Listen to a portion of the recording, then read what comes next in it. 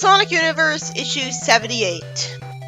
Sonic tells Proto Man to follow the Maverick with him through the portal and try to recruit anyone against Sigma who looks like they can handle a fight. That's pretty broad criteria there. Logically, it'd be more likely to run into random civilians and recruit them first.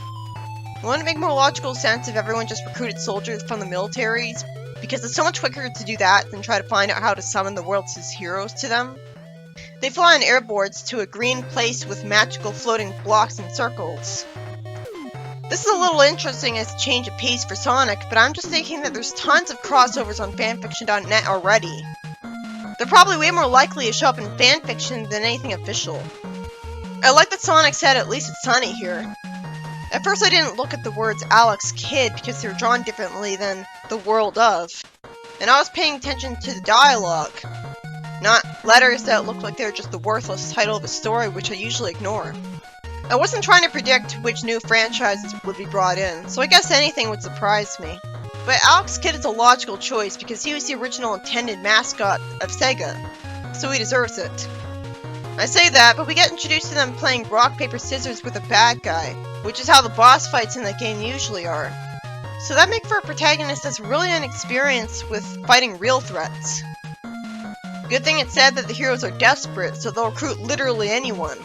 And they're in a wide open field, not a city where they could run to tons of people. So it's justified that they meet up with these two of all people.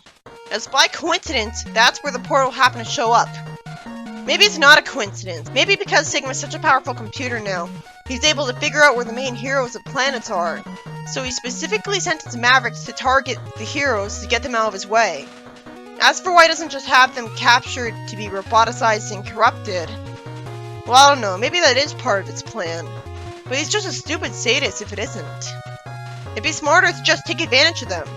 I love that the Maverick has extra hands, and so he cheats because he tries every option. I love that he was fun-loving enough to even bother doing this instead of going straight to trying to kill him. And the cheating's lampshaded right before Alex punched them apart. Alex does so, huh? I was expecting Sonic to. So that's good pacing, immediately justifying why Sonic thinks he should recruit him. I guess Alex has super strength and really hard fists that don't get hurt from this. I'm surprised there's a girl with Alex who can also punch the bad guy apart. How redundant. It's nice that she's included too, but I'd rather the slot be taken up by someone from another franchise instead of wasting space. Yeah, that's how little the personalities of these superfluous characters impact me.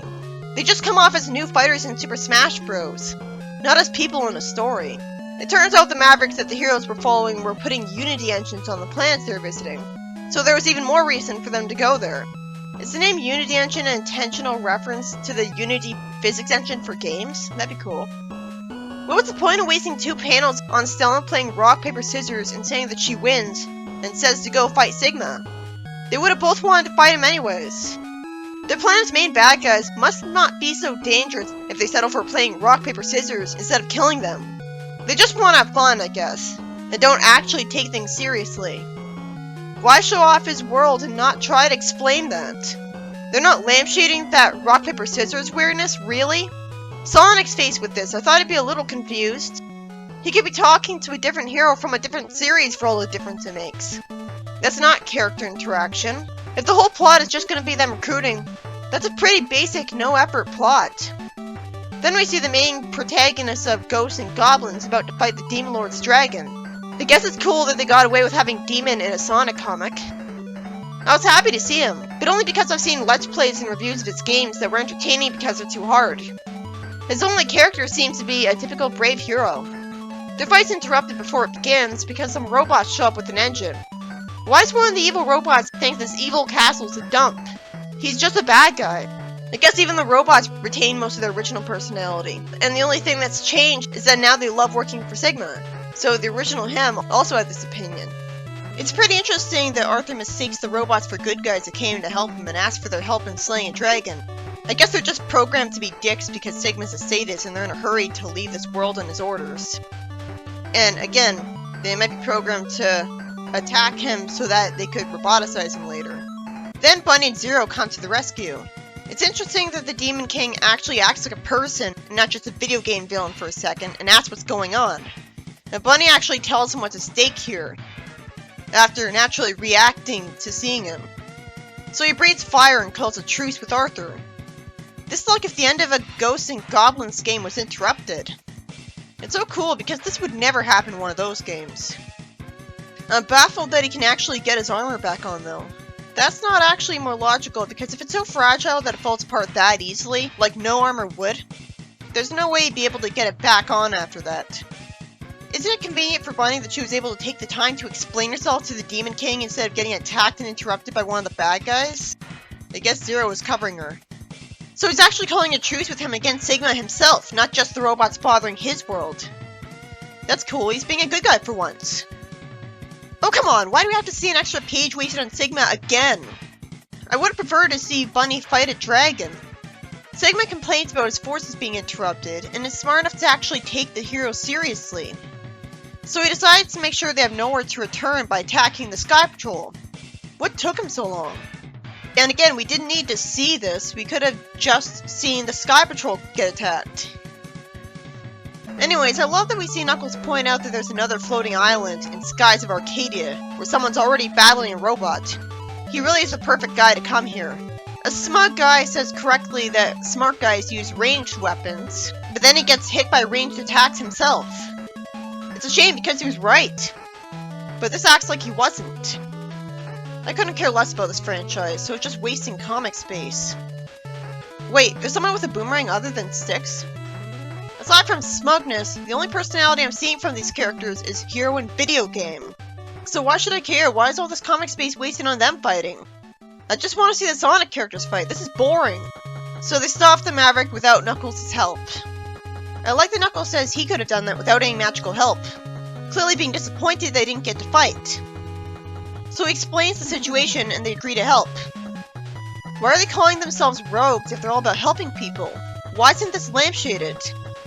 Why doesn't Knuckles tell them that he's got a floating island too and ask how their island is floating? That'd be character interaction showing the one franchise confronted with another. But instead all we get is, go figure, the humans are weirded out by a talking animal. Anyone could write that. Styx goes to the Street Fighter world, again, and finally, Ryu one-shots a robot. Characters attack robots is barely a plot. This is the same repeated thing over and over. Styx didn't even get to do anything. Ooh, I love seeing Ken kick apart the Unity engine. Even if it is just one panel, that makes me wish we were told that Ken had super strength. It reminded me of Street Fighter 2 when you got to kick apart a car in the story mode. That was fun. I'm glad Guile's showing a personality. He says that nothing's stopping Sigma from sending more robots to other parts of his world. Yeah, good point. What they're doing is pointless. That makes all of the Unity engine destruction pointless. Just focus on recruiting, you idiots. Logically, he'd send another Unity engine right away, right after the two that were sent to this world got destroyed. Meanwhile, M. Bison threatens the robot and intimidates him into telling him about Sigma. That was an entire page. Well, it's cool that even a villain is going against Sigma. That could have not happened. Also, it's creative that it took this long for Knights to be used. Knights was the most obvious choice. Some robots are threatening Knights and Riella, interrupting their duel, and Knights is just having fun, like Sonic. At least that's a personality. It's sad that Riella tries to tempt a robot into finishing off Knights first, who's thought of as just a clown. It's good the Knights thanks Tails and that robot for helping them. Riella beats the robot first, showing off their rivalry, so that's some more character establishing. It's considerate of Knights to apologize to Tails for the rough welcome. And after Tails explains what's going on, Riella doesn't want to tag along because he only came here to fight Knights. It'd be interesting if Metal Sonic was like that with Sonic, in canon. That's the easiest way to give him a distinct personality, where, like Riella here, he'd only really want to compete with Sonic, and be reluctant to do Eggman's other orders, finding them tedious chores. So Wiseman tells Riella to go fight Sigma to protect his own territory. It's a shame Wiseman himself doesn't come along. I guess he's too scared. Woodman shares my sentiment thinking the Okami world looks nice, and then the white wolf protagonist that reminds me of Link in Twilight Princess in his wolf form sends a disc at a robot, which is a more interesting way of him attacking than just biting it. It'd be faster paced if it was destroyed instantly instead of wasting our time with 2 extra panels. I like that Sally shows her soft side as an animal lover by putting her hand out and easily befriending the wolf. who likes her in spite of his friends' intentions.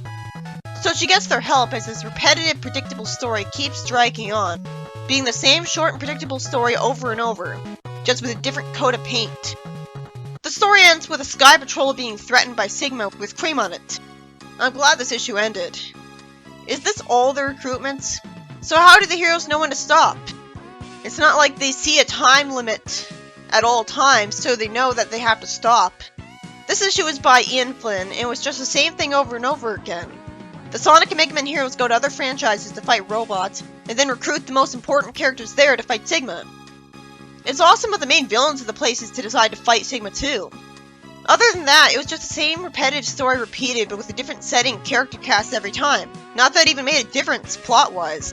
The whole thing could have been a white void for all it mattered to the plot.